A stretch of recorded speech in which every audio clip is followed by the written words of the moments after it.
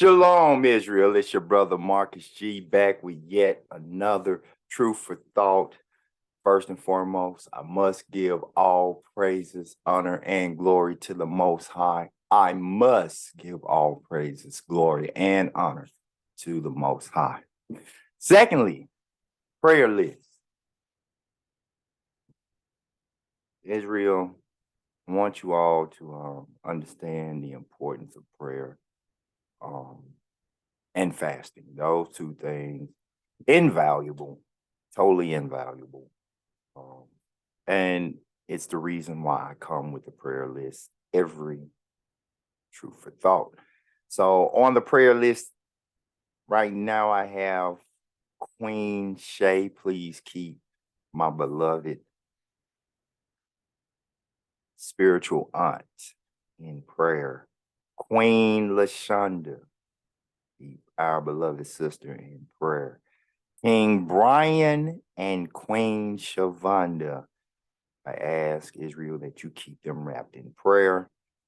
King Obadiah and Queen Melinda, I ask that you keep them as well in prayer. Queen Paula, Queen Crystal, King Josh and Queen Ashley, and Queen Brittany, I ask that you keep them also wrapped in prayer. King Jermaine and Queen Kenya, ask Israel that you keep them wrapped in prayer, as well as Queen Carly, King Yada, King Gideon, King Mike, and of course myself, Israel. I ask that you do keep us all wrapped in prayer. So now that, and please, Israel, pray for your nation, the righteous, law-abiding, faithful Israelites. With that, let's get into the title. Wise or unwise, which are you? I want y'all to keep that question. And for this Truth for Thought, I'm telling you, we're going to be all over the Bible. Many scriptures, Old Testament, New Testament, Apocrypha, everywhere. We're going to be all over the Bible. Get a pen and paper ready. Have it on the ready. We're going to get some definitions of some things. We're going to be all in the Bible, okay? In fact, let me go ahead and share my screen because I have some fundamental scriptures for this Truth for Thought that I want everyone to keep in mind. The very first one is going to come out of Isaiah chapter 28 and verse 10. This is a classic. For precept must be upon precept, precept upon precept, line upon line, line upon line, here a little, and there a little. Now, I know that by heart, but that's fundamental. It's key for this Truth for Thought. The next key fundamental scripture is going to come out of Malachi. Malachi chapter 3, verse 6. And it reads, "For I am the Lord." So here is the Most High speaking. "Thus saith the Lord. For I am the Lord, I change not. Therefore ye sons of Jacob are not consumed." This, too, is a scripture that I know by heart. This is a very key scripture when addressing anything in the Bible, as it is all either via revelation or it's all things backed by the Most High. Okay? I want to go from there and I want to go to Hebrews.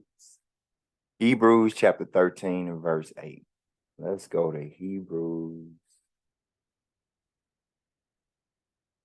chapter 12 and verse 8.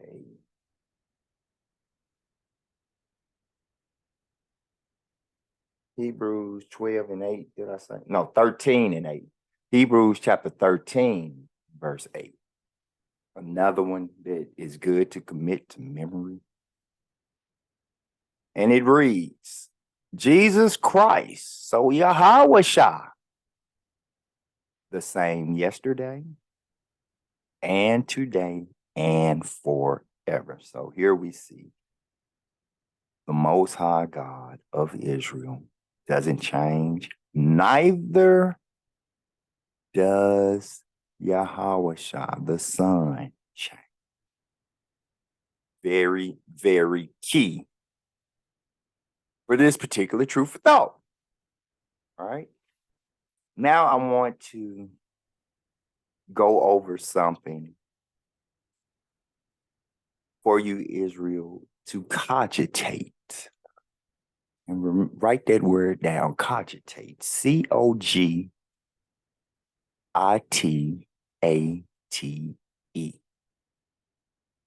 We're going to get the definition of it. Don't worry about it. For those who don't know what it means, we're going to get the definition of it. But here's something for you to cogitate prior to us really getting into what we're going to get into. So we're going to go to the wisdom of Solomon. Wisdom of Solomon. We're going to the Apocrypha. We're going to the wisdom of Solomon, and we're going to chapter 12, and we only get in verses 1 through 10. All right. Now, this is speaking in regards to the Most High. Okay? In regards to the Most High. For thine incorruptible spirit is in all things.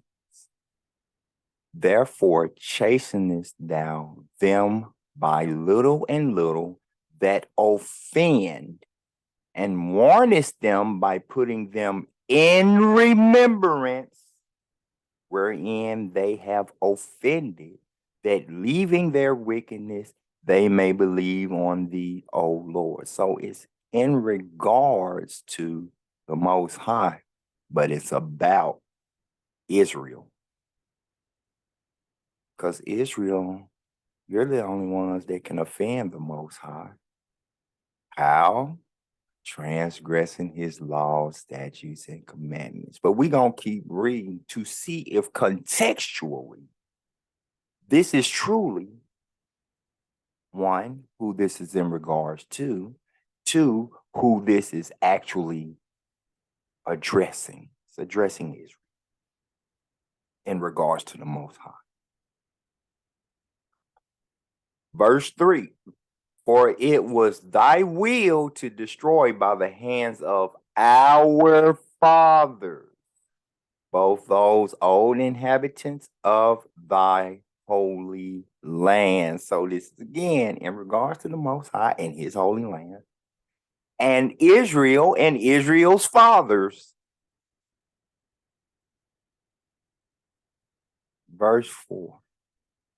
Whom thou hatest for doing most odious works of witchcrafts and wicked sacrifices. Now, I can take you to some verses where the Most High told Israel, I don't accept these sacrifices. They were some wicked sacrifices. This is about Israel. And also those merciless murderers of children and devourers of man flesh, and the feasts of blood, and their priests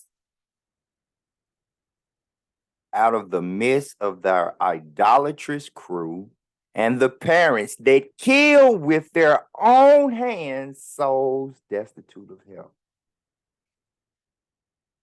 I want to stop right there because Israel, when you abort a child,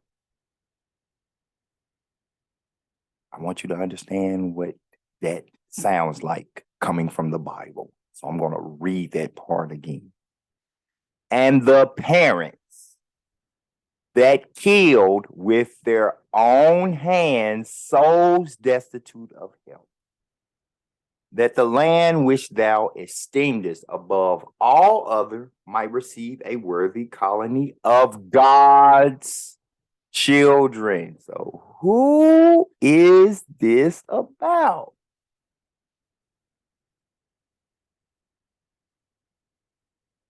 Although I know it's about Israel, I'm telling you, it's in regards to the Most High. We're going to keep reading. We're going to see. We're going to stop at verse 10.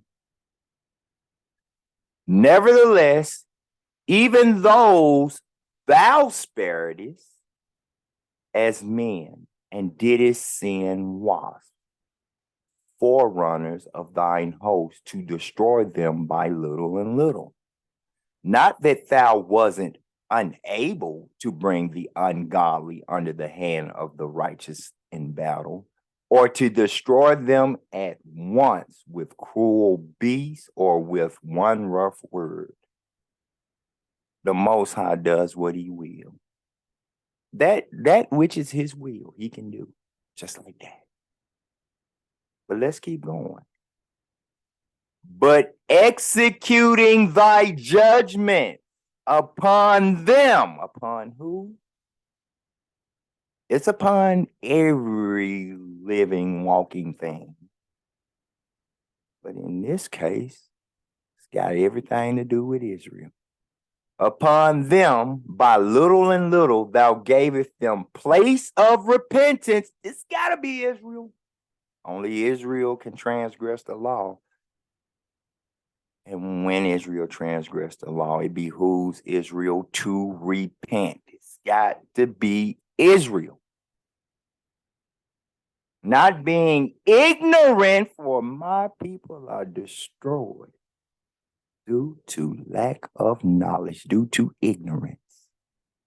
Not being ignorant that they were a naughty generation, and that their malice was bred in them, and that their cogitation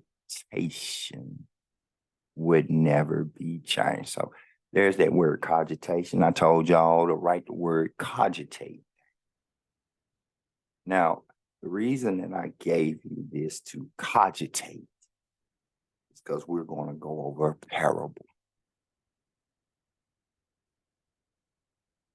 And we're going to go over a parable that's pretty well known. It is the parable of the 10 virgins. Okay? But before we do that, let me stop sharing my screen. Before we do that, I want to go ahead and get what the meaning of cogitate or cogitation is. All right? It's a verb, to cogitate. But cogitation is the act of cogitating or meditation, the act of meditating, the capacity to think or reflect. So I gave you, we went to Wisdom of Solomon, chapter 12, verses 1 through 10, for you to kind of meditate on as we go into the parable of the 10 virgins. In Wisdom of Solomon, you saw how Israel went and did some real crazy stuff, some real unwise stuff. Not very wise to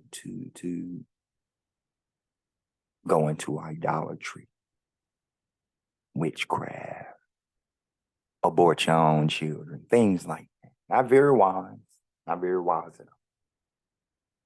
Again, the title of this truth about wise or unwise. Which are you? So let me stop sharing my screen. Stop sharing my screen real fast. Right, stop sharing my screen. And we're going to now go to Matthew chapter 25. Matthew chapter 25. Let me share my screen to the Bible. We're going to go to Matthew chapter 25. We're going to get this whole chapter. Again, it's going to have a lot of precepts, we're going to be jumping around. We're going to be getting those precepts. We're going to get a little here and a little there. We're going to do that for sure. We're going to also keep in mind the Most High doesn't change. That we read in Wisdom of Solomon, that has not changed. You're going to see that. You're also going to see that Yahweh doesn't change. You're going to see that. So keep all this stuff in mind. Write it down. Make a note of it. Book note those particular scriptures, because we're finna go ahead and get into it. So we're going to go to Matthew chapter 25. We're going to start at verse 1. All of this was said by Yahweh in chapter 25 of Matthew. Again, who, like his Father, doesn't change. Then shall the kingdom of heaven be likened unto 10 virgins, which took their lamps and went forth to meet the bride. I want to break this down. I want to ask Israel, I want to ask y'all 3 questions. 1, who are the virgins? And I'm going to give y'all a little time to answer it. 2, what are the lamps?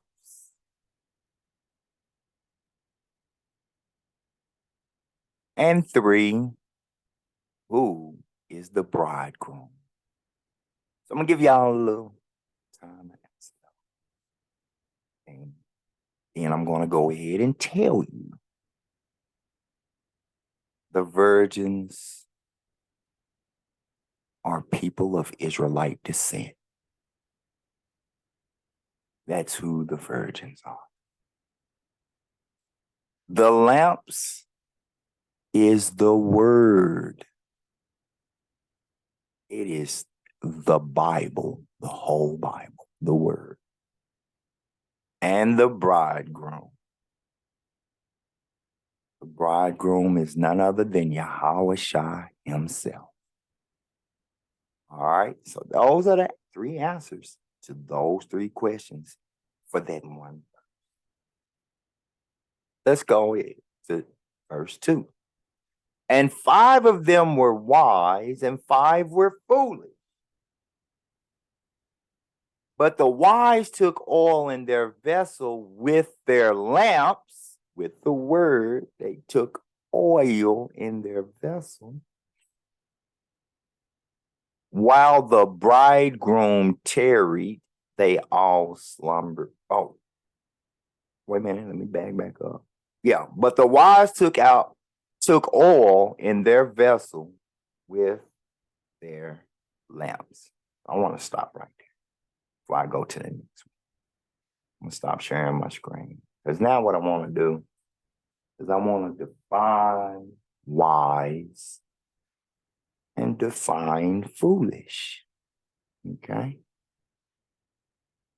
I want to define wise and define foolish. So I'm going to share my screen again.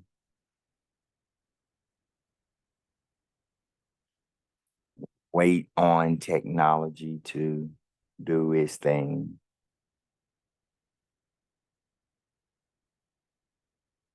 Yeah, come on and load on up. Load on up.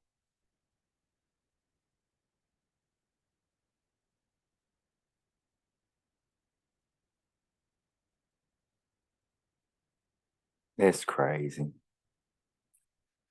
Have to wait this long on technology.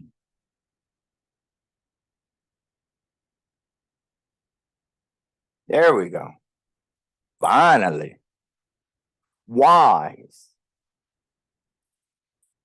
Wise is an adjective. It is characterized by wisdom, marked by deep understanding, keen discernment, and a capacity for sound judgment. I'm going to repeat that because that's like that just hits the nail dead on the head. Characterized by wisdom, marked by deep understanding, keen discernment, and a capacity for sound judgment.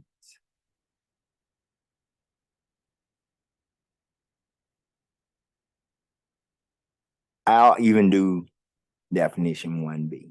I'm not going to go through all these definitions.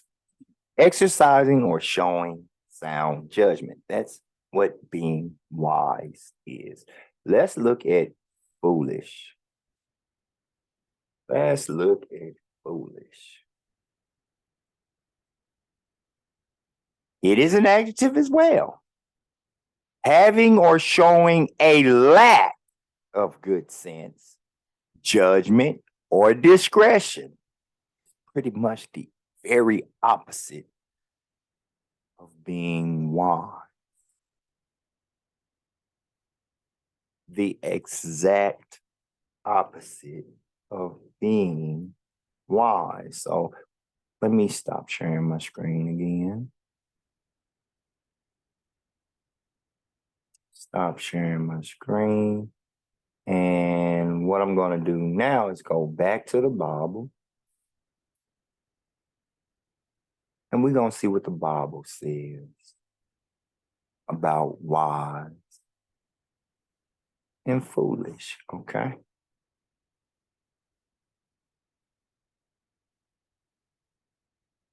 We're going to go back to the Bible and see just what it says about wise and foolish. All right, so we're going to go to, let's start at Psalms 111. We're going to go back to the Old Testament. We're going to go to Psalms chapter 111 and verse 10, another classic.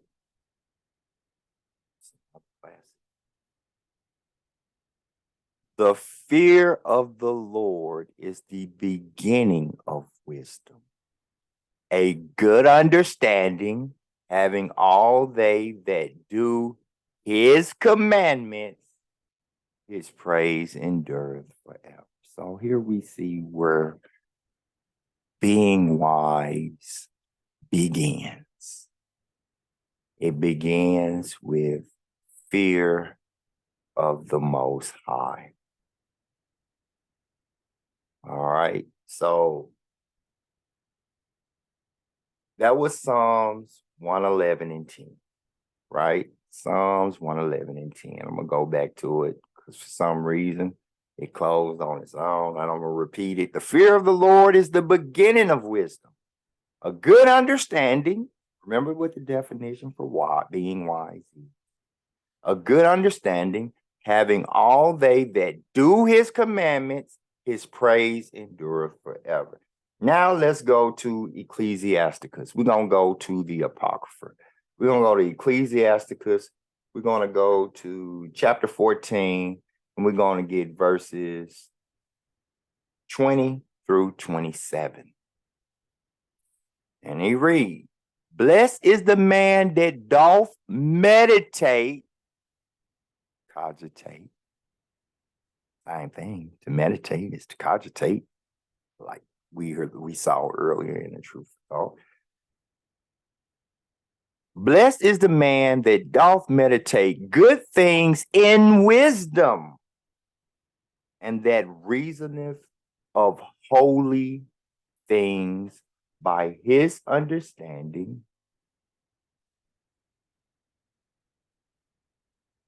Verse 21. He that considereth her ways in his heart. Her is wisdom in this particular, in this scripture. He that considereth her ways in his heart shall also have understanding in her secrets. Go after her as one that traceth and lie in wait in her ways. He that prieth in at her windows shall also hearken at her door. So this is saying when someone is seeking wisdom, when someone is seeking to be wise, these are the things that someone seeking to be wise or wiser does. He that doth lodge near her house shall also fasten a pin in her walls. He shall pitch his tent nigh unto her, and shall lodge in a lodging where good things are. He shall set his children under her shelter, and shall lodge under her branches. By her he shall be covered from heat, and in her glory shall he dwell. When someone first has the fear of the Most High, that's what starts wisdom. Then they start to seek her. They start to seek wisdom. That is what all of this is saying. It even goes and says to what degree when one is seeking to be wise, what degree one will take to gain her, to gain wisdom, right? From here, we're going to go, stay in Ecclesiasticus, we're going to go over one. We're going to go Ecclesiasticus 15, we're going to give verses 1 through 6. He that feareth the Lord will do good, and he that hath the knowledge of the law shall obtain her. So we see now that fear of the Most High begins wisdom, but he that has knowledge of the law, that's who's going to actually obtain her. So those keeping the law, statutes, and commandments, oh boy, you can obtain her. I didn't say it for everybody else. We ain't got to keep the law, statutes, and commandments. That mean I ain't wise. I didn't say it. But look what the Bible said. And as a mother shall she meet him and receive him as a wife married of a virgin. With the bread of understanding shall she feed him and give him the water of wisdom to drink. He shall be stayed upon her and shall not be moved, and shall rely upon her and shall not be confounded. Again, let's trace it back. This is all talking about wisdom. Being wise. The first thing that initiates wisdom or being wise is fear of the Most High God of Israel. Because this is only to Israel.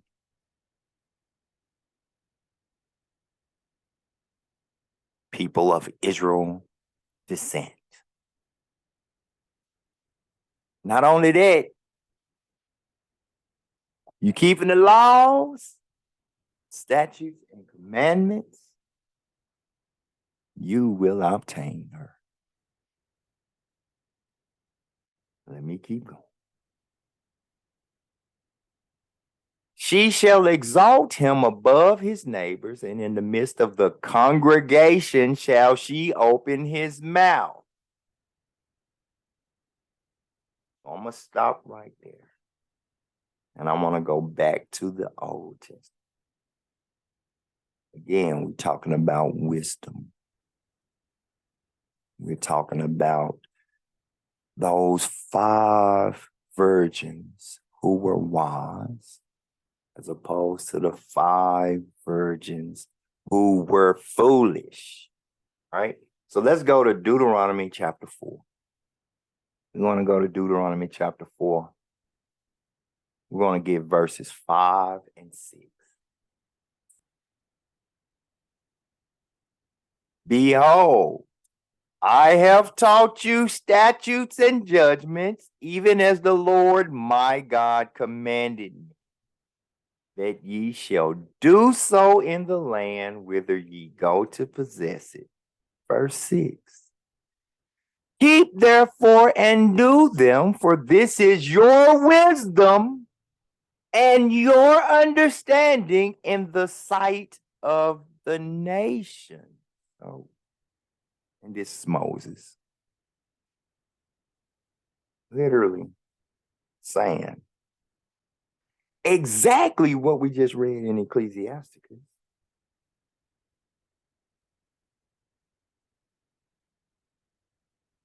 First, you have to fear the Most High to begin with. But if you're keeping these laws, statutes, and commandments, you definitely will obtain her. Here we see in verse 6, keep therefore and do them, for this is your wisdom and your understanding in the sight of the nations, in the sight of the heathen, which shall hear all these statutes and say, surely, surely, this great nation is a wise and understanding people. Now, this is the problem, though. As we saw in Matthew 25, verse 4, we know that the virgins are people of Israelite descent, or Israel. But 5 of them were wise, and 5 were foolish. Let's keep going. Because we got the definition of wise, we got the definition of foolish. I want to go and I want to look at an account where the Most High was speaking to who is arguably the wisest man to walk the earth. King Solomon. Let's go to 1 Kings. We're going to go to 1 Kings. We're going to go to chapter 3. We're just going to get verses 11 through 14. 11 through 14. And God said unto him, so this is the Most High speaking, just like I said, because thou hast asked this thing, and hast not asked for thyself long life, neither hast asked riches for thyself, nor hast asked the life of thine enemy, but hast asked for thyself understanding to discern judgment. All 3 of those words, understanding, discern, and judgment, were all in the definition of being wise. Let me keep reading. Behold, I have done according to thy words. Lo, I have given thee a wise and an understanding heart, that there was none like thee before thee, neither after thee shall any arise like unto thee. We're going to get down to verse 14. And I also given thee that which thou hast not asked. So originally the Most High said, I understand you didn't ask for these things. All you asked for was this, to have understanding and to discern judgment. That's all you asked for, Solomon. Okay, I'm going to do that. I'm going to do that to the point where no one before you will be as wise. Because again, all 3 of those words, understanding, discern, and judgment, were all in the definition for wise. No man will before you was as wise, and neither will another come after you to be as wise. Verse 14, and if thou wilt walk in my ways to keep my statutes and my commandments, as thy father David did walk, then I will lengthen thy days. Let's go. Think all the way back to Ecclesiasticus. We saw where the beginning of wisdom was. We then saw who will definitely get her or wisdom, keeping the law, statutes, and commandments, which comes straight from the word, which was the lamps of the virgins. The virgins were people of Israelite descent. The bridegroom was Yahweh Shah. Now 5 of the virgins filled their oil, or were filled with oil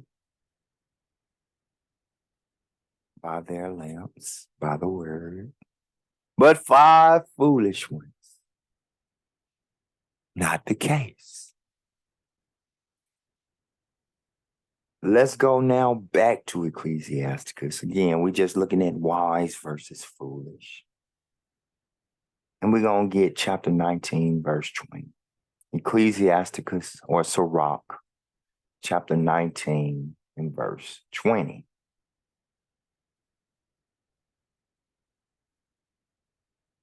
Again, fear of the Lord is all wisdom. And in all wisdom is the performance of the law and the knowledge of his omnipotence. Seeing the same thing, Israel, over and over and over, repetitively. We're seeing why these 5 virgins were wise, what it is they did to make themselves known as wise in this parable. Let's go now back 1 chapter to Ecclesiasticus 18. We're going to get verses 27 through 29. Ecclesiasticus 18, verses 27 through 29. A wise man will fear in everything, and in the day of sinning, he will beware of offense. Remember, I gave you all something to cogitate over or to meditate over in the Wisdom of Solomon, right? And it talked about how Israel did some things. They were offensive to the Most High, right? So now let's read this again. A wise man will fear in everything, and in the day of sinning, he will beware of offense. But a fool will not observe time. Now, what's so crazy is that parable. That parable also sums up the coming of Yahweh Shai, an event to happen further in time. But a fool will not observe time. And you're going to see as we continue to read that parable, they didn't observe time. They did exactly what a foolish person would do. Although they were Israelites or of Israel descent, they did not observe time. You all have heard me say on several occasions, time is drawing nigh. I'm observing time. It behooves you, Israel, to observe time. As the Bible says, because for a fool wouldn't. A fool would not observe time. Verse 28, every man of understanding knoweth wisdom, and will give praise unto him that found her, or found wisdom.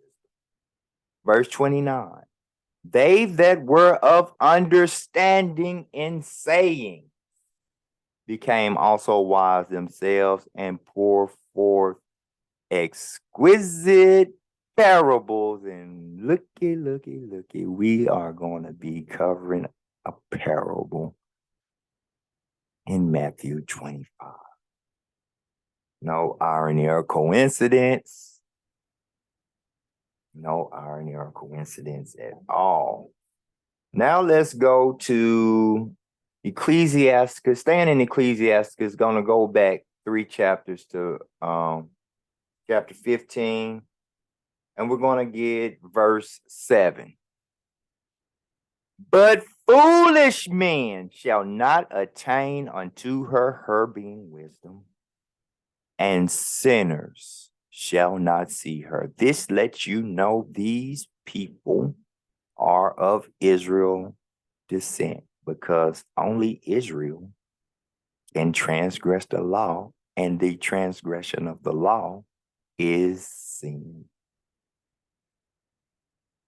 Is sin. So I'm going to give you something else to cogitate or meditate on, because we're going to revisit these 2 scriptures again. So we're going to go to Zechariah. We're going to go to Zechariah. We're going to go to chapter 13. We're going to get verses 8 and 9. Another classics. 2 more classics. The way that it starts is, and it shall come to pass. It behooves you to observe time. Very wise to observe time, because as we read, a fool will not. This is talking about a tense of time.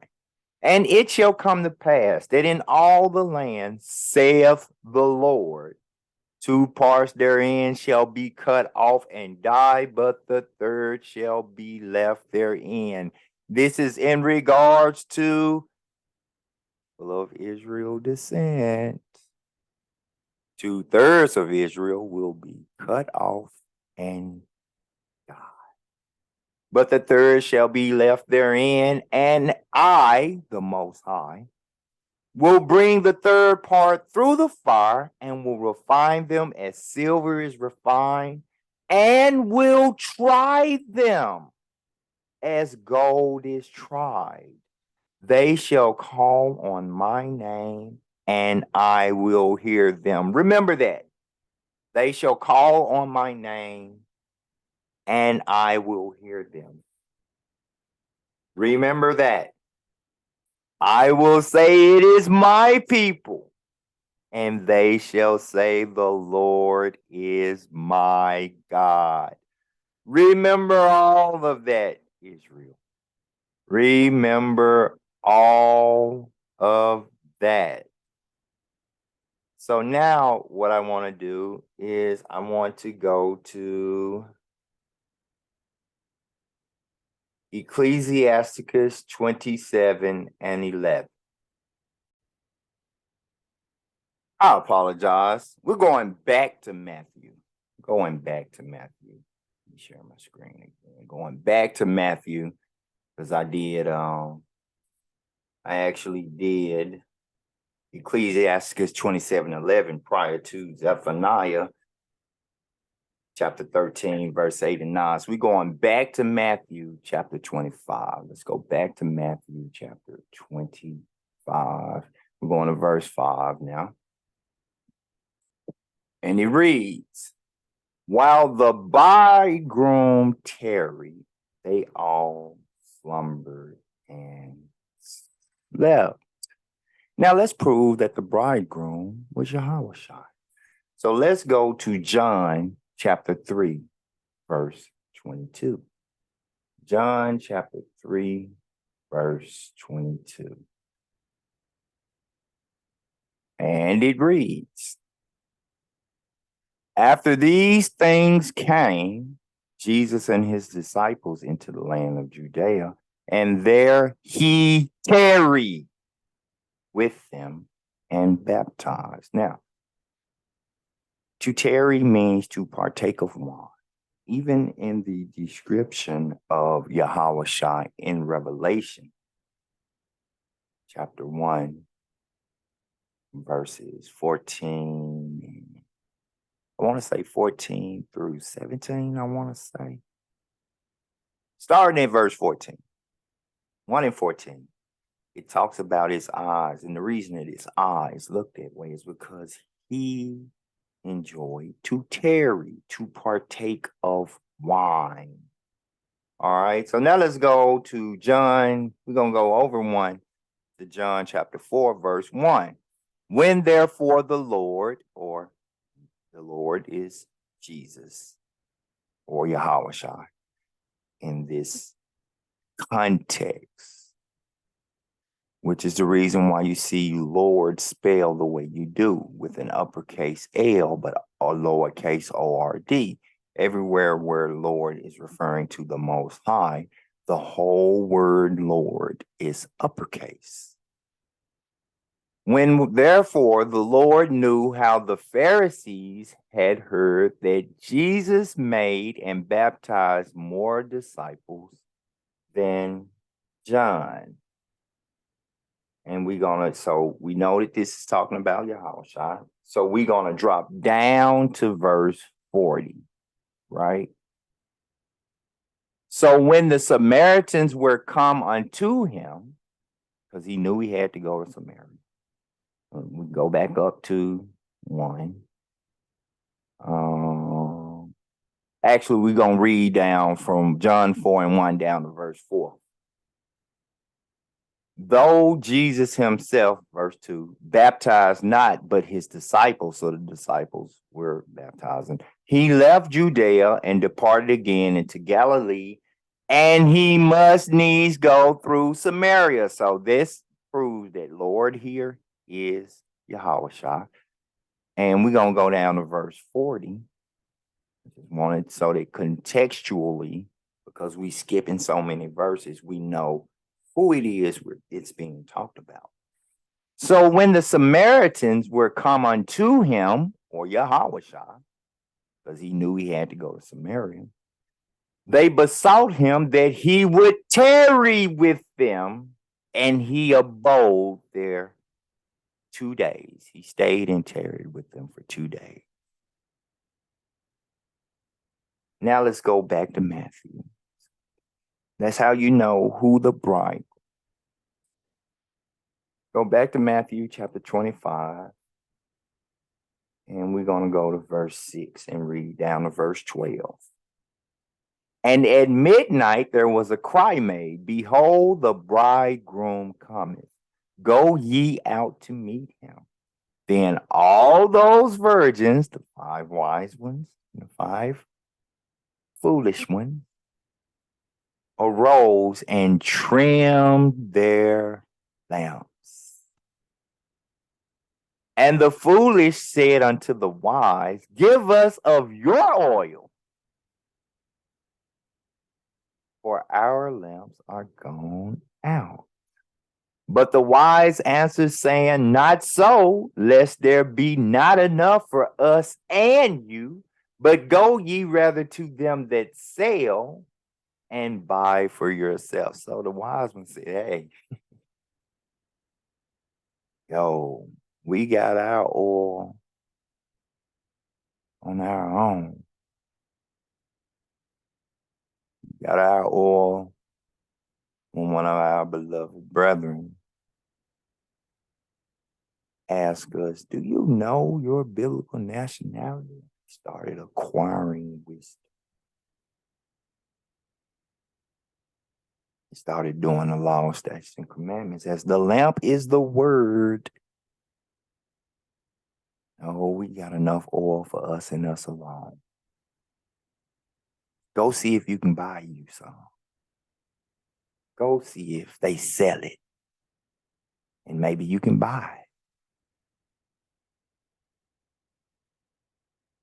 And while they went to buy, the bridegroom came, and they that were ready,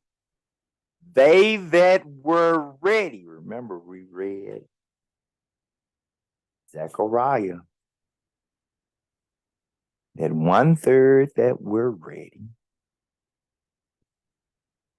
those wise ones that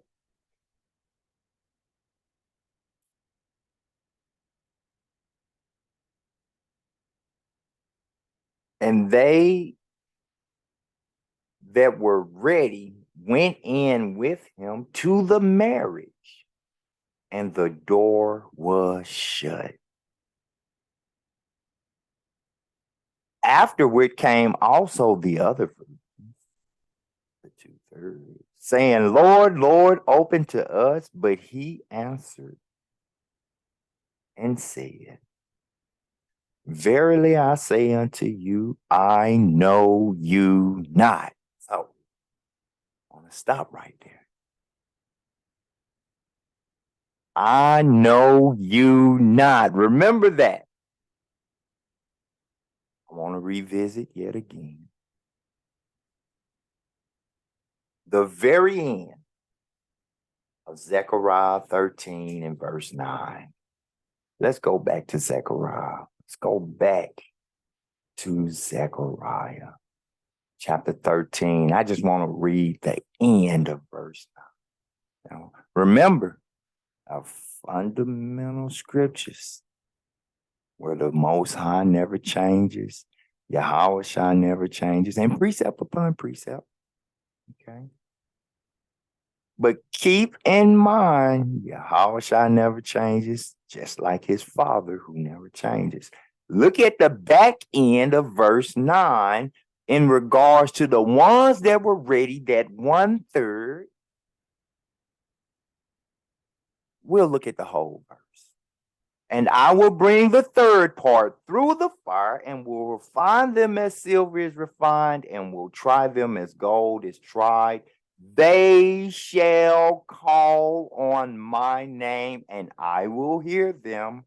I will say, it is my people, and they shall say, the Lord is my God. He knows them. Yet to those 5 foolish virgins. And Yahweh Shai is just like the Most High. He never changes. To those 5 foolish virgins, Yahweh Shai said, I know you not. Let's go and get some other precepts. Let's go to Matthew chapter 7. Let's go to Matthew chapter 7. Matthew chapter 7. We're going to get verses 16 through 21. Straight out Yahweh Shai's mouth. Ye shall know them by their fruits. Do men gather grapes of thorns, or figs of thistles? Even so, every good tree bringeth forth good fruit, but a corrupt tree bringeth forth evil fruit. He's not going to know the ones who bear evil fruit. Let me keep going. A good tree cannot bring forth evil fruit, neither can a corrupt tree bring forth good fruit. Every tree that bringeth forth not forth good fruit is hewn down and cast into the fire. Remember that. Every tree that does not bring forth good fruit is hewn down and cast into the fire. Remember that. We gonna see something like that a little later on. It's true for thought. Verse 20, wherefore by their fruits, ye shall know them. Even he will know you based off of your fruits, off of your works and your faith. The wise virgins knew the commandments, did the commandments, because that was their wisdom and understanding, as we read back in Deuteronomy. But the foolish ones, whom Yahweh did not know, reaped evil fruit, bad fruit. But you see here that those that bear bad fruit shall be hewn down and cast into the fire, while the ones of good fruit will be known. Verse 21, not everyone that saith unto me, Lord, Lord, shall enter into the kingdom of heaven, but he that doeth the will of my Father which is in heaven. Let's go back. Remember, it says, Lord, Lord. Not everyone that says to him, Lord, Lord, shall enter into the kingdom of heaven, but he that doeth the will of my Father which is in heaven. We're further seeing that these wise men, they did the will of the Father. They kept the law, statutes, and commandments. They had their oil. They were wise. They bore good fruit, and Yahweh knew them. Let's go back to Matthew 25. Back to Matthew 25. And we're going to go back to verse 12. Let's see what these foolish virgins said. Well, verse 11. Let's see what these foolish virgins said and see if it lines up with what Yahweh said right there in chapter 7, verse 20 and 21.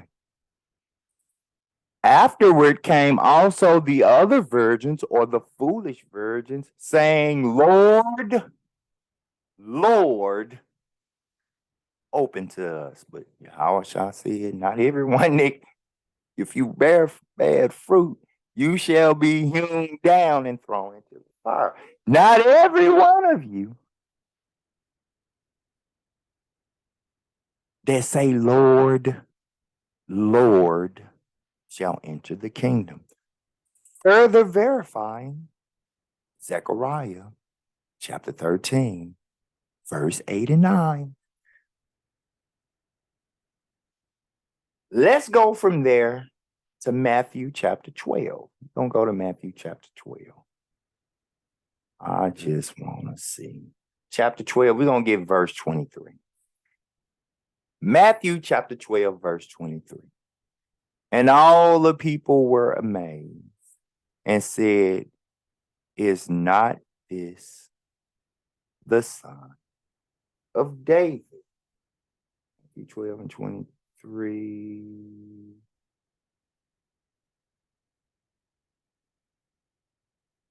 This is supposed to be a different verse. Now that I look at it, it wasn't supposed to be Matthew 12 and 23.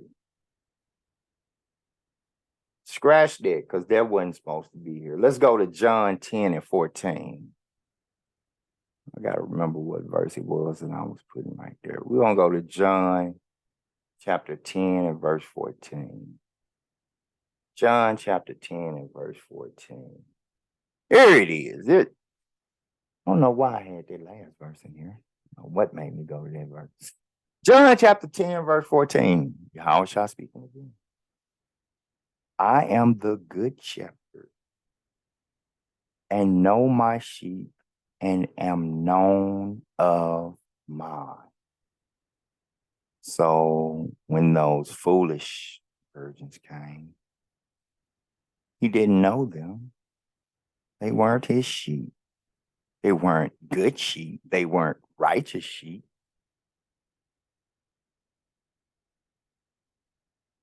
It just lines up, continues to line up. And I'm wondering if I meant Exodus. Let me go to Exodus. I think that's what it was. Exodus chapter 12 and 23. Let me see if that's what I was thinking about. I just want to see.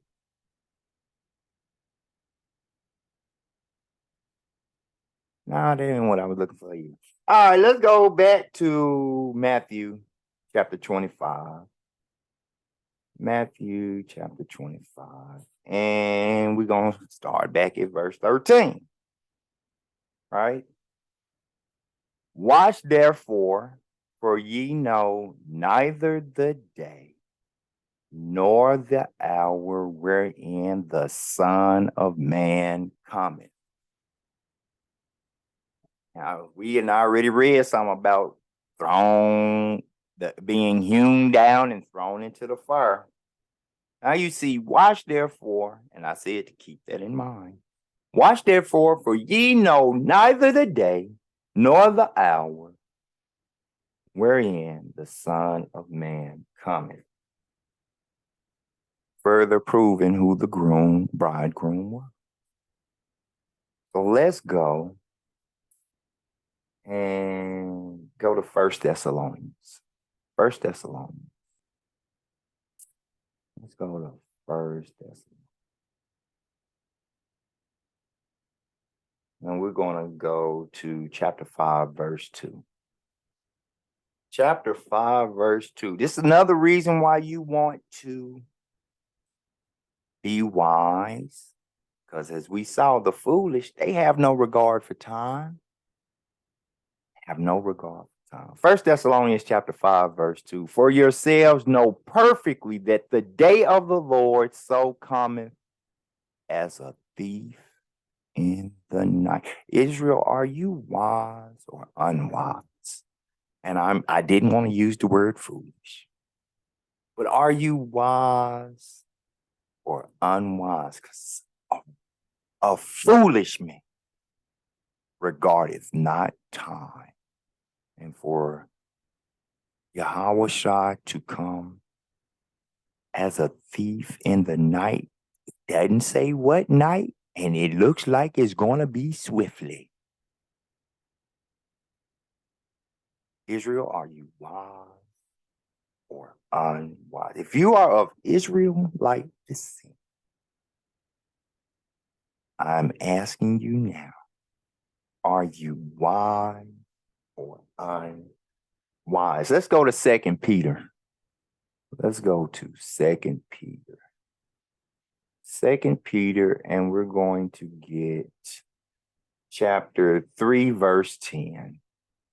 2 Peter chapter 3, verse 10. And it reads, but the day of the Lord will come as a thief in the night, in the which the heavens shall pass away with a great noise, and the elements shall melt with fervent heat.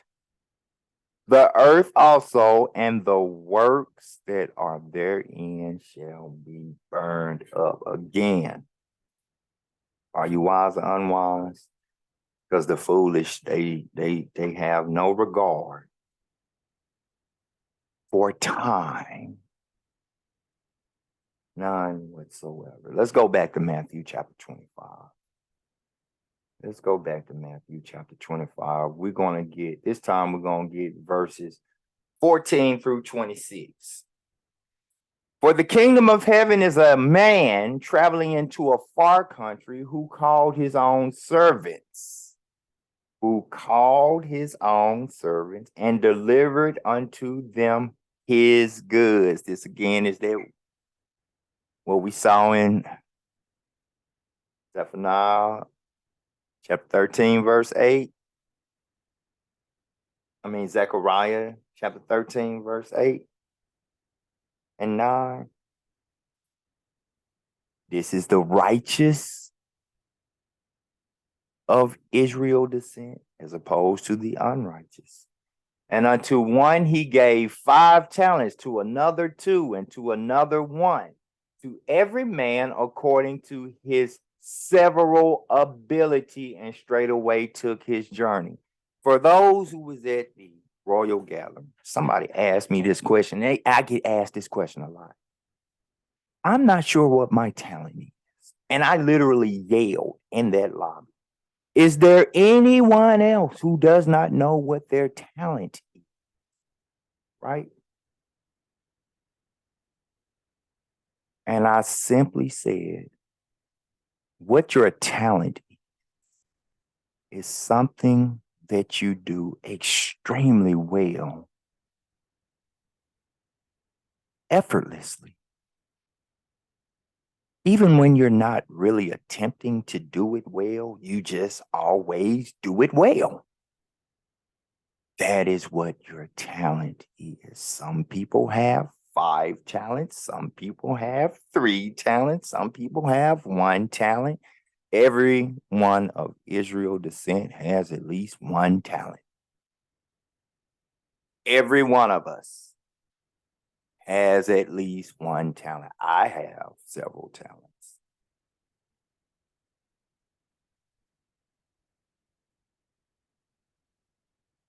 Then he that had received the 5 talents went and traded with the same and made them other 5 talents. This person of Israelite descent, he went out with his talents, his or her talents, went out there, put in the work, told some of his brethren who they are. Every time he saw one, he told them, hey, do you know who you are? Do you know what you are? Messed around and brought back some of his brethren with him. 5 more. And likewise, he that received 2 talents, he also gained other 2. Dude with 2 talents. The king or queen with 2 talents, they go out there, do the same thing, come back with 2 more. Right? But he that received 1 talent went and digged in the earth and hid his Lord's money. He hid his blessing. He hid his talent.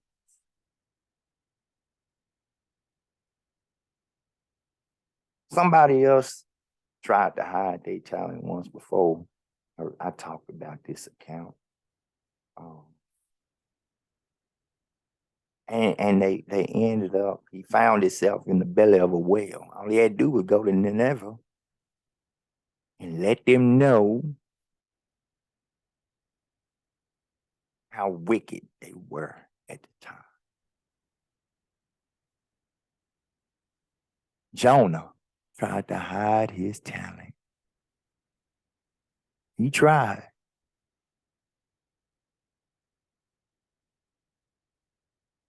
After a long time, let me keep going.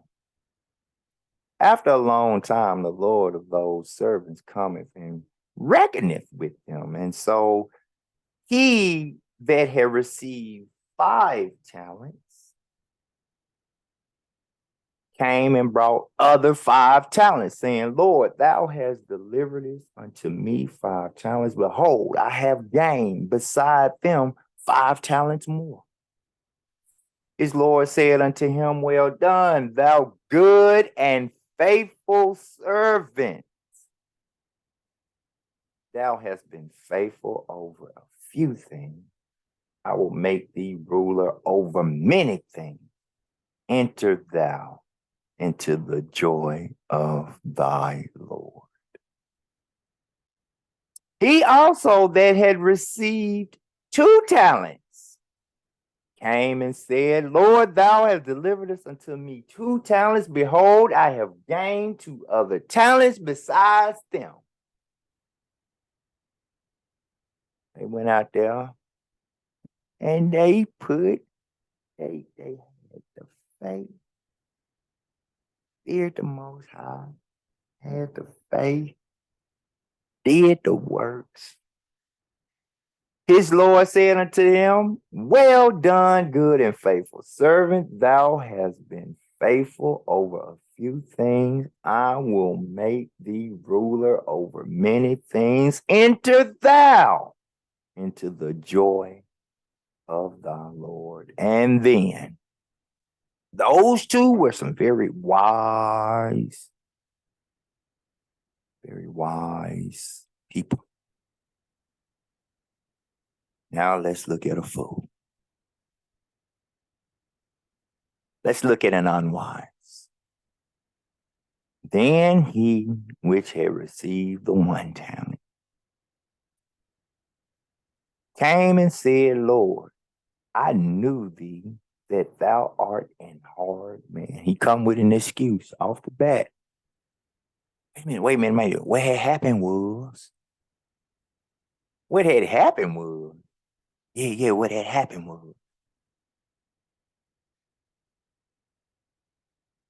I knew thee that thou art an hard man, reaping where thou hast not sown, and gathered where thou hast not strawed. And I was afraid. I've told many of Israelite descent. It's 2 things you shouldn't be. It's afraid and ashamed. And in actuality,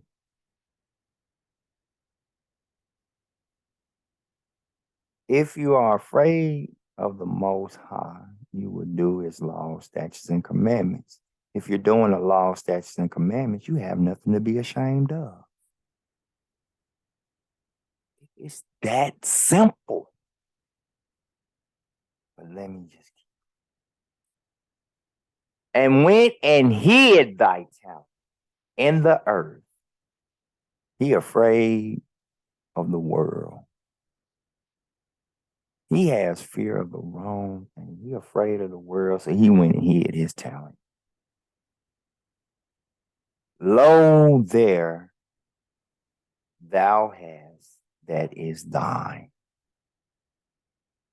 His Lord answered and said unto him, thou wicked and slothful servant. Remember those 2 words, wicked and slothful. We're going to look at some other scriptures in regards to those 2 words. Thou wicked and slothful servant, thou knewest that I reap where I sowed not, and gathered where I have not strawed. I'm going to stop right there. We're going to come back and continue this. But now I want to go to Psalms 9 and 17. Remember, wicked and slothful. And again, these are still talking about wise and unwise, people of Israelite descent. Right? Because this is an account that is to come for Israel. And only Israel. All right. So let's go to Psalms chapter 9, verse 17. Psalms chapter 9, verse 17, and it reads, the wicked shall be turned into hell, and all the nations that forget God. Wait a minute. Wait 1 minute, because we read earlier about the bad fruit being hewn down and thrown in the fire. Oh, it's all lining up. It's all, hey, not only is it this an unwise person, now this person is looked at as a wicked and slothful person. But you see, the unwise person, the unwise with the evil fruit, wicked.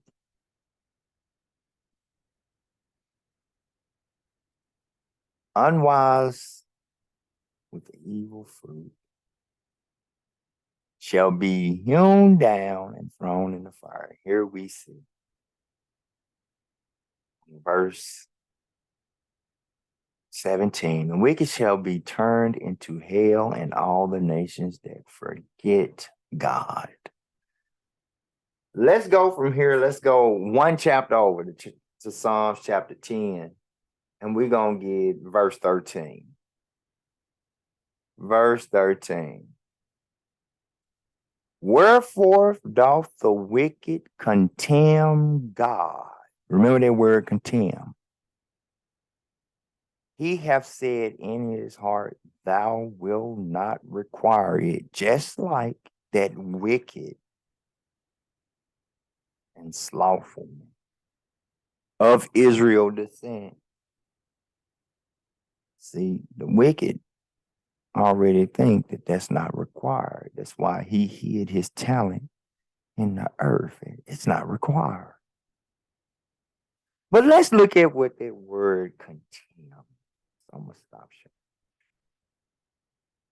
stop sharing my screen. And I'm going to share it again. But this time, we're going to look at the definition of contemn. That verse said, contemn God. Right? Contemn is a verb.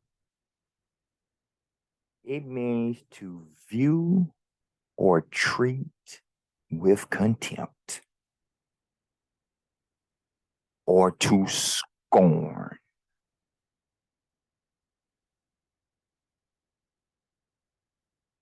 Israel, are you wise or unwise? Do you bear good fruit or evil fruit? Do you take regards to time or don't you? Do you do the will of the Most High or contemn the Most High? Are you wise or unwise? Will you be cut off and die?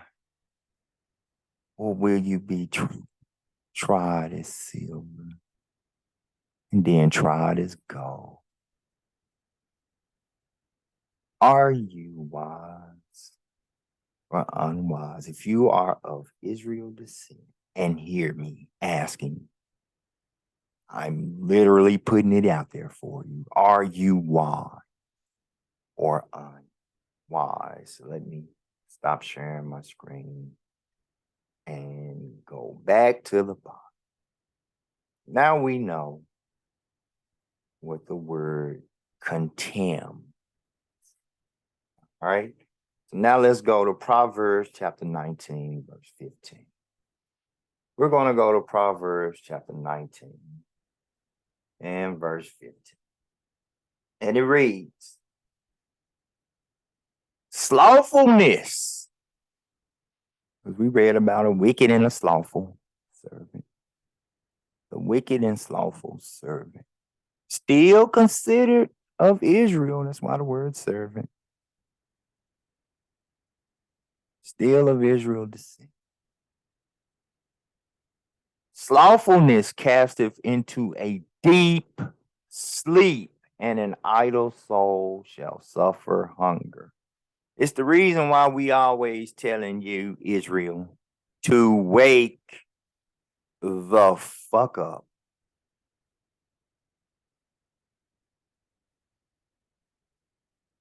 It's time to come into remembrance. This is something I just read about earlier in the Wisdom of Solomon.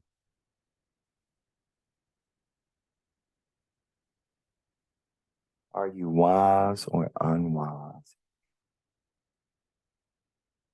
I'm going to drop down to verse 24 because we still talking about a slothful man. We saw wicked, and that particular servant was wicked and slothful. So let's look at verse 24. Proverbs 19 and 24. A slothful man hideth his hand in his bosom, and will not so much as bring it to his mouth again.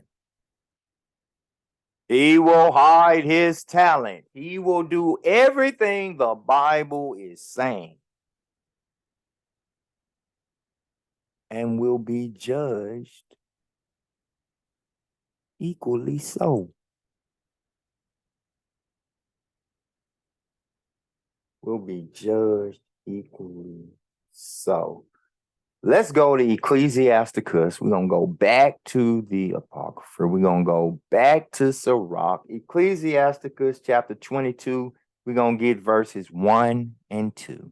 A slothful man is compared to a filthy stone, and everyone will hiss at hiss him out to his disgrace. A slothful man is compared to the filth of a dunghill. Every man that takes it up will shake his hand. There's nothing good about possibly getting a judgment and being referred to as wicked and slothful.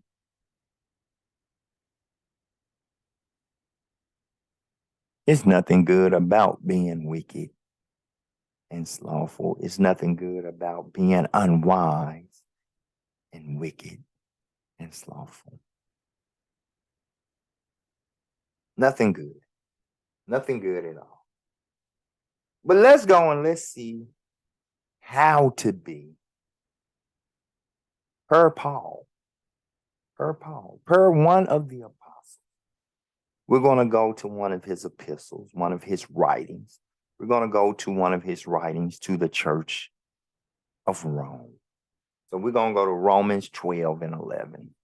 Romans chapter 12 and verse 11. Romans chapter 12 and verse 11. And it reads, not slothful in business, but fervent in spirit, serving the Most High, serving the Lord. It's how you want to be. You want to be wise. You don't want to be wise.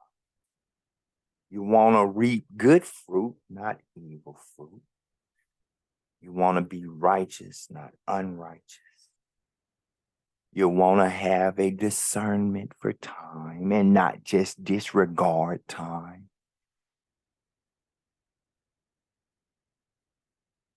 You want to be wise, for lack of better term.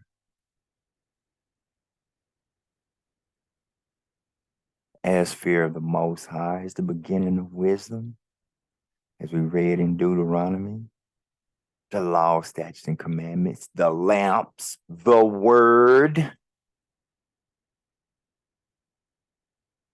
is Israel's wisdom and understanding.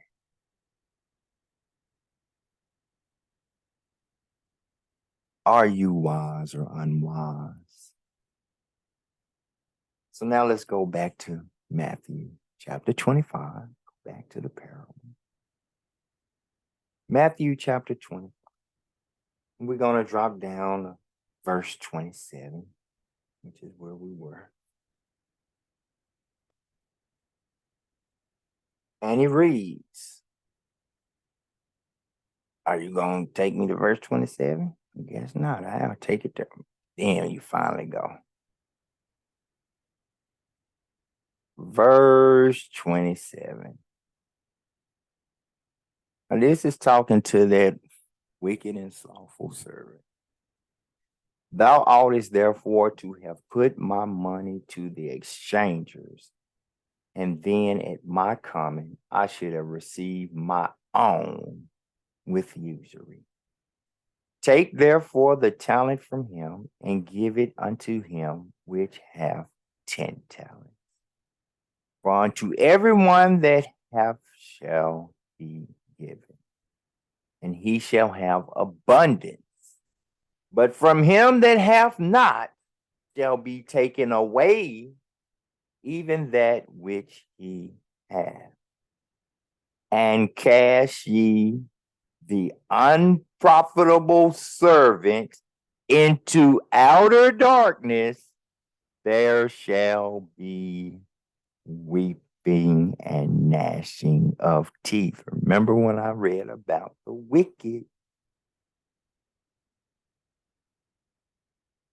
and hell? The evil fruit being hewn down and thrown into the fire. Well, let's get some precepts. Let's start off by going to Job chapter 18 and 5. Let's go to Job chapter 18 and verse 5. Job chapter 18 and verse 5. Yea, the light of the wicked shall be put out, and the spark of his fire shall not shine. Just like Zechariah 13 and 8 said, will be cut off and die. Just like Matthew 7 said about the evil fruit shall be hewn down and thrown into the fire. Let's go 3 chapters over, Job 21. And it would be so unwise, so unwise to opt for this, but it is an option. That is true. It is an option. It is option B in this instance, where option A is to basically be admitted in with your oil in your lamp to meet the bridegroom in his day of return. But let's go to Job 21 and 17. Job 21 and 17. How oft is the candle of the wicked put out? And how oft cometh their destruction upon them? God distributeth sorrows in his anger. I want y'all to and think about this whole truth. I started and said, I have something I want you to cogitate over prior to us getting into this parable from Wisdom of Solomon. And you saw about some things that offended and angered the Most High.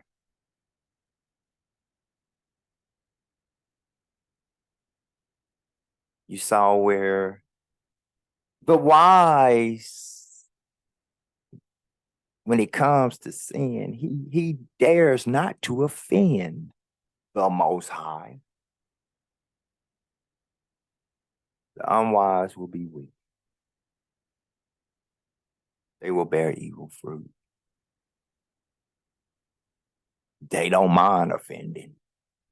As we can see right here, they don't mind offending the Most High. Are you wise or unwise? If you are of Israelite descent, I ask you again.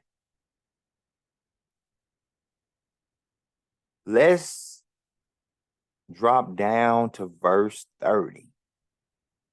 Staying in Job 21, going to verse 30. That the wicked is reserved to the day of destruction. They shall be brought forth to the day of wrath. Keep that in mind again, because back in Zechariah, it talked about these same unwise, wicked people of Israelite descent. Zechariah 13 and 8. Will be cut off and die. Let's go to Psalms.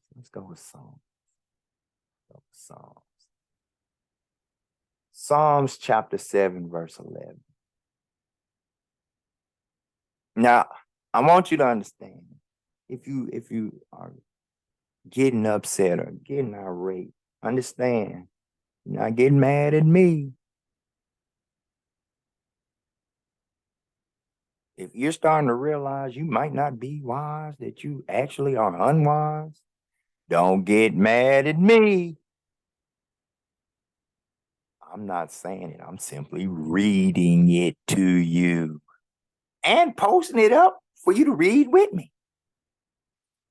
Psalms chapter 7, verse 11. God judgeth the righteous, and God is angry with the wicked, not just one day, every day.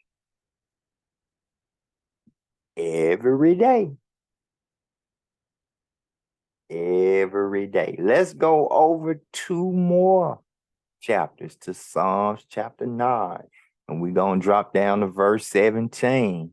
And it reads, the wicked shall be turned into hell, and all the nations that forget God. We went over this already once before, proving the same thing. But I want to get some direct precepts to verse 30. To verse 30 of Matthew 25 and verse 30.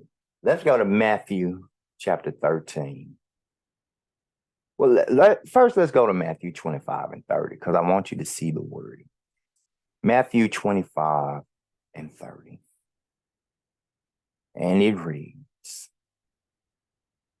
and cast ye the unprofitable servant into outer darkness. There shall be weeping and gnashing of teeth. Remember that into outer darkness, there shall be weeping and gnashing of teeth. Now we're going to go to Matthew chapter 13. Matthew chapter 13, verse 45. That was all said by Yahweh. This again is said by Yahweh. Again, the kingdom of heaven is like unto a merchant man seeking goodly pearl. Is it Matthew that I want to go? Oh, Matthew 13 and 50. And shall cast them into the furnace of fire. There shall be wailing and gnashing of teeth.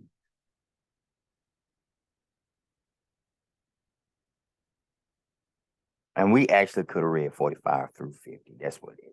But I just went straight to the point and went straight to verse 50. Let's go to Matthew chapter 22. Matthew chapter 22. Matthew chapter 22, and we're going to get verse 13. 22 and 13. Again, Yahweh Shah saying all of this. And it reads,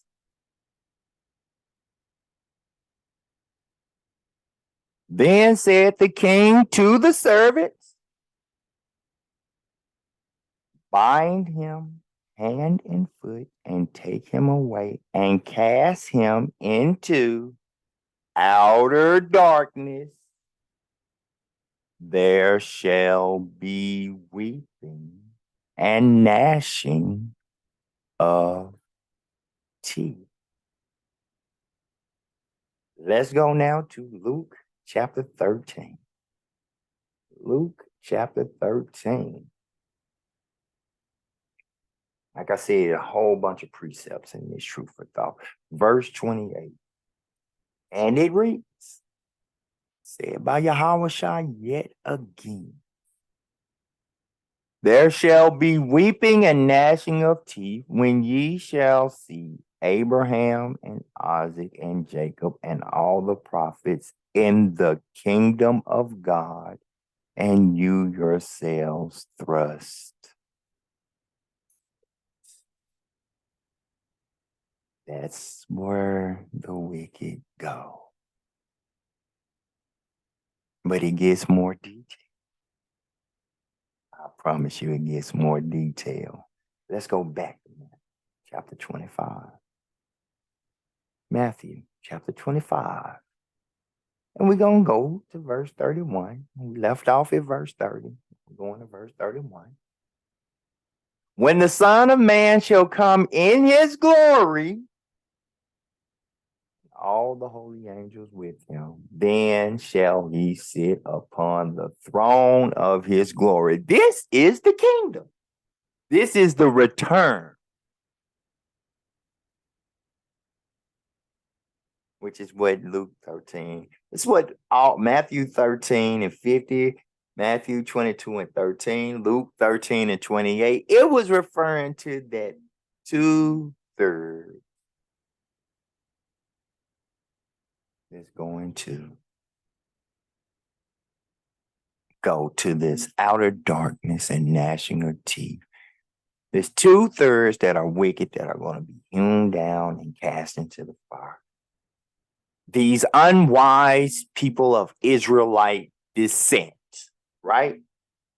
So let's go to 1 Peter 3:22. Remember what we just, let me go back to Matthew 25:31. Remember what this says. When the Son of Man shall come in his glory and all the holy angels with him, then shall he sit on the throne, upon the throne of his glory. Remember that. Let's just see if this is after the day of his return when he has come, when the bridegroom has returned. Let's just verify this. We'll go to 1 Peter. We're going to go to 1 Peter. 1 Peter chapter 3, verse 22. And it reads, who is gone into heaven and is on the right hand of God, angels and authorities and powers being made subject unto him. This is all talking about Yahweh Shai. Let's go to Luke chapter 1. Luke chapter 1. Luke chapter 1 and verse 32. And it reads,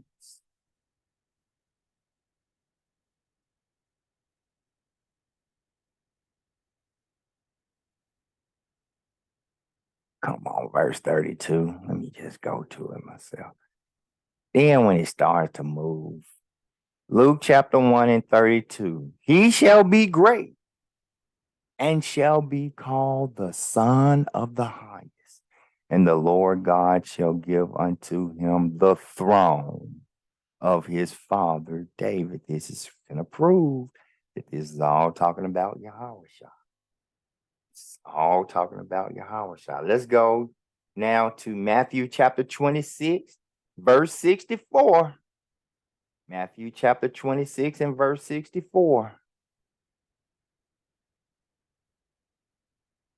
Matthew 26 and 64. And it reads, Jesus saith unto him, thou hast said, nevertheless I say unto you, hereafter shall ye see the Son of Man sitting on the right hand of power and coming in the clouds of heaven. Let's go to Mark 14 and 62. Mark 14 and 62. Mark chapter 14 and verse 62. And it reads,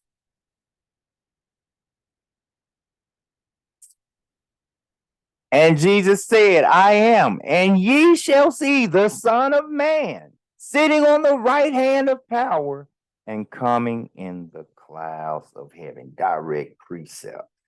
So let's go back now to Matthew chapter 25. Matthew chapter 25.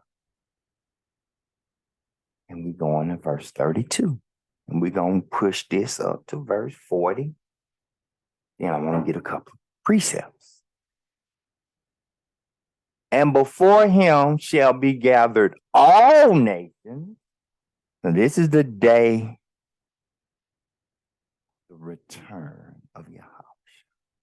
And before him shall be gathered all nations, and he shall gather, and he shall separate them one from another, as a shepherd divideth his sheep from the goats. So the shepherd, as we read earlier, Yahweh Shai himself referred to himself as, I am the good shepherd, and I know my sheep. Well, you see, the sheep, there are some sheep that's mixed in with all these goats, these heathens, these other nations. And he's separating one from the other. Now, this is after those first wise virgins the elect, right? That's the elect. That's the elect. Got them 144,000, and they gonna go out to war with Yahushua in the day of his return, what we're reading now, to get the other sheep. Then the sheep are going to be separated from the goats. And let's keep. And he shall set the sheep on his right hand, but the goats on the left. Then shall the king say unto them on his right hand, Come ye, blessed of my Father, inherit the kingdom prepared for you from the foundation of the world. So, to anyone that wants to tell you that 144,000 is all that will get into the kingdom of Israel, this proves otherwise. Those first five that were wise, those were the 144,000. Yet you see more of Israel still getting in there, still parts of that 1/3 still getting in there.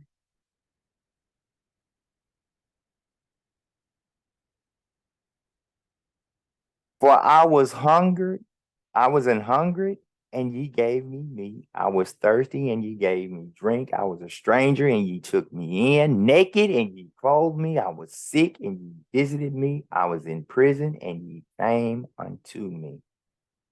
Then shall the righteous, so these are still righteous Israelites, not like those foolish ones that done already got dealt away with. That's why in Zechariah, verse 8 comes before verse 9.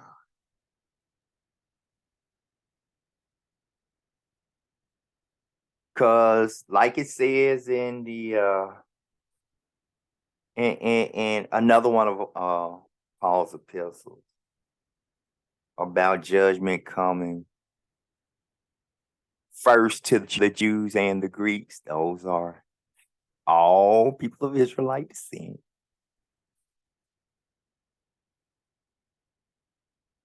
And they are both righteous and unrighteous Israelites.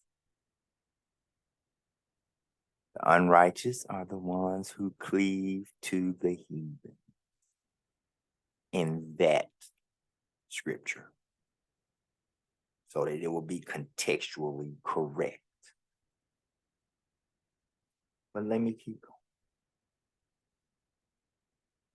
And he shall set the sheep on his right hand, but the goats on the left. Okay, let me go down to,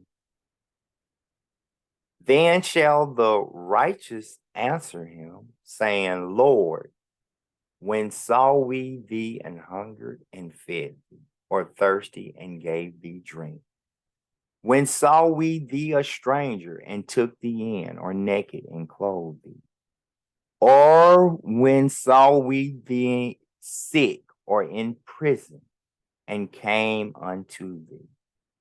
And the king shall answer and say unto them, these righteous Israelites, righteous people of Israel descent.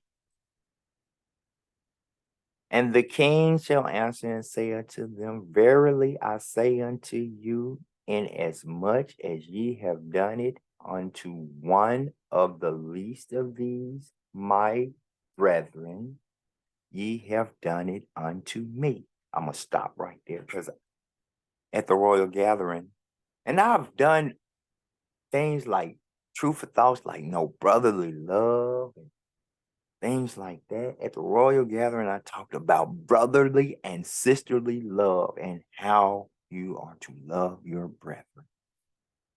Here, Yahushua said, hey, you did it to you. You did all these things with your brethren as well. So I want to now go to John chapter 10, verse 14. John chapter 10, verse 14. And it reads, I am the good shepherd and know my sheep and am known of mine. I revisited that one because I said it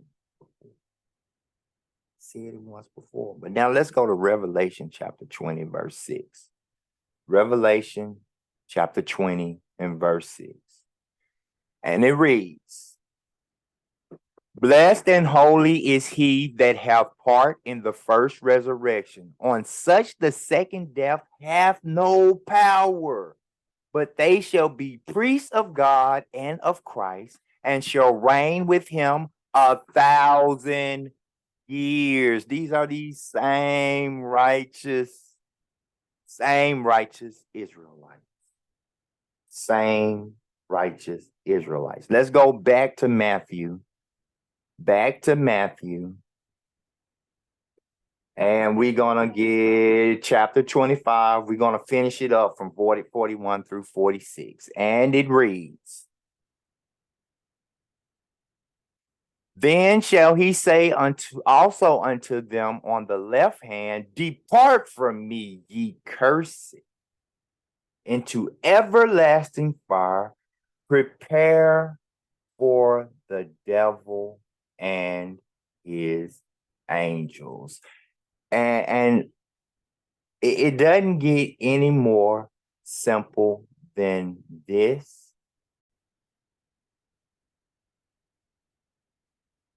For I was an hungered, and ye gave me no meat.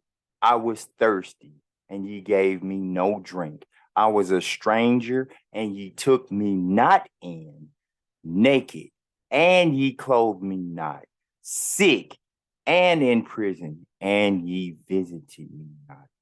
Then shall they also answer him, saying, Lord, when saw we thee an hungered, or at thirst, or a stranger, or naked, or sick, or in prison, and did not minister unto thee?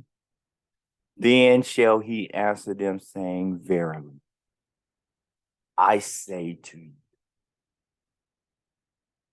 inasmuch as ye did it not to one of the least of these, ye did it not to me. And these shall go away into everlasting punishment, but the righteous into life eternal. Now, the everlasting punishment goes back to the gnashing of teeth and all of that we went over a little early. So let me get a couple of more verses. I want to go to Revelation chapter 2 and verse 11. Revelation chapter 2 and verse 11. And it reads, He that hath an ear, let him hear what the Spirit saith unto the churches. He that overcometh shall not be hurt of the second death, because that punishment is the second death. Where the gnashing of teeth will be is the second death. Let's go from here to Revelation chapter 20, and we're going to get verse 14. Revelation 20 and 14, right? And it reads, And death and hell were cast into the lake of fire. This is the second death. This is the spiritual death, not the physical death, which is why it's referred to as the second death. Let's go from here to one chapter over in verse 8. Let's look at this. This is going to talk about two different types of individuals. But the fearful and unbelieving and abominable and murderers and whoremongers and sorcerers and idolaters and all liars shall have their part in the lake which burneth with fire and brimstone, which is the second death. Again, go all the way back. The unwise, they got locked up out the kingdom. Guess where they went? And you got all the goats, all the heathens. That's where they gonna go. All but the ones that are to serve. You say it that like that. Let me clarify that. You have first the 144,000 be elect. They come, they are basically summoned as the bridegroom, or as Yahweh is returning. A lot of things transpire. And Israel gets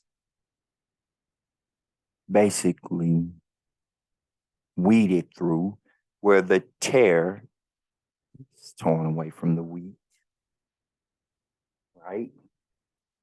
Then the shepherd, or Yahweh separates his sheep from the goats, from the heathen,